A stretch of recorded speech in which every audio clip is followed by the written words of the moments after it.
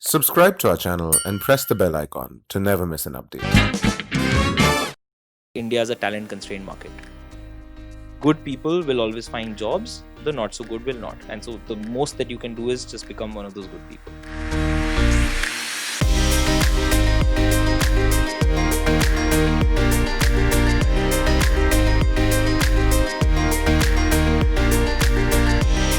A lot of people join consulting but they leave early, or not all of them make managing director. So what would you attribute it to? There is a very, very strong correlation between do you enjoy your job and are you good at it? Very, very strong. So a lot of people who leave, they're leaving because they don't enjoy some aspect of the job. And that could be the fact that we're in client service, it could be travel. There are points in time that people choose to not ask for help like we did, and say that, look, let me move to industry. And there are a huge variety of reasons, but the people who do stick around, like myself, are just people who enjoy it. I love going and doing what I do during the week. I love the fact that the projects that we do turn out the way they do. I love the fact that I'm able to move my companies and my clients forward. And I would say just that more than anything else, because everybody who's joining, look, most of the people who are joining B School and everybody who's joining the top tier consulting firms, everybody's like the cream of the cream of the cream. It's not about not kind of getting it done. It's kind of more about, are you enjoying what you're doing?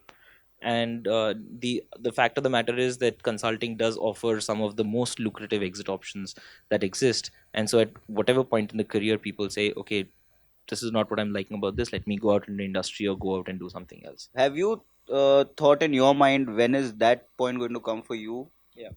Like when is it that you will say that okay, this is it, now I want to do something else? What in consulting would you have done for you to say that okay? Every year so I joined consulting and I had three things in mind, and every year I kind of take stock and say, do these three still hold true? And the day they don't, I will leave. Right? One, I said the work must be interesting. The time that I spent, I really believe that that's time well spent. Right? Stuff we're doing is making difference on the ground, and is there more interesting work outside of what we're doing? The day that becomes untrue, I will leave, and that still holds true today. Right? Second, the people. I have the privilege of working with people who are smarter than me, sharper than me, and so for me to keep up with my team, I need to keep honing my skills, right? And that privilege, unfortunately, might not be as much in industry or whichever place you go. So the day I stop enjoying the people that we work with, the day I stop seeing that people are forcing me to be sharper and grow, that's the day I think about and leave consulting. And third, the money is good.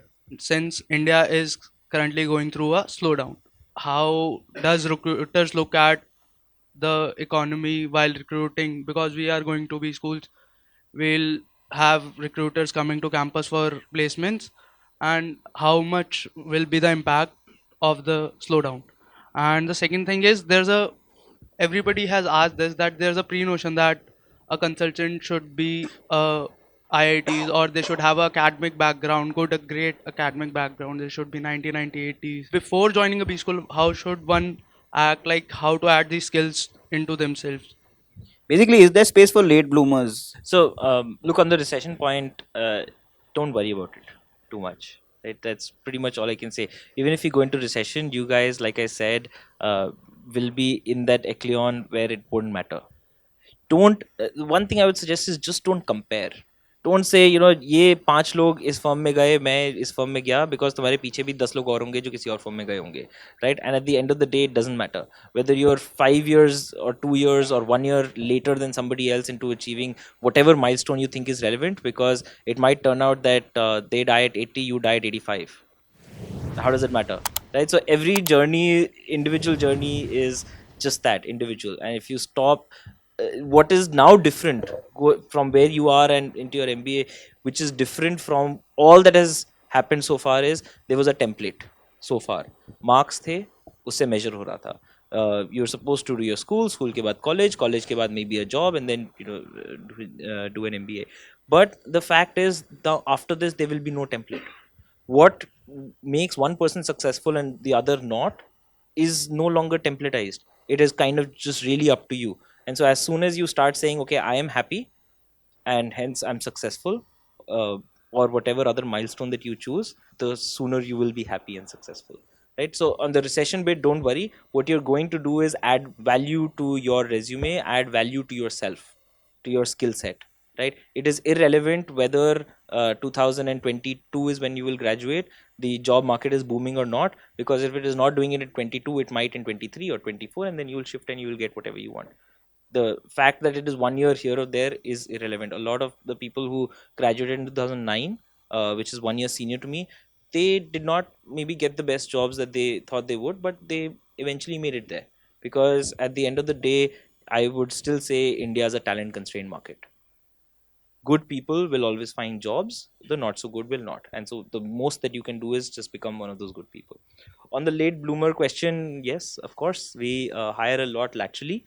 I would say the only thing that you should think about is what is your spike, and it doesn't matter for BCG or for any other consulting firm. Just in general, whatever job that you're thinking about, whatever career that you're thinking about, think about what your spike is. What is the one or two things that you are really good at that nobody else is? For example, if you're a national level table tennis player and that's a spike, you'll suddenly catch the eye.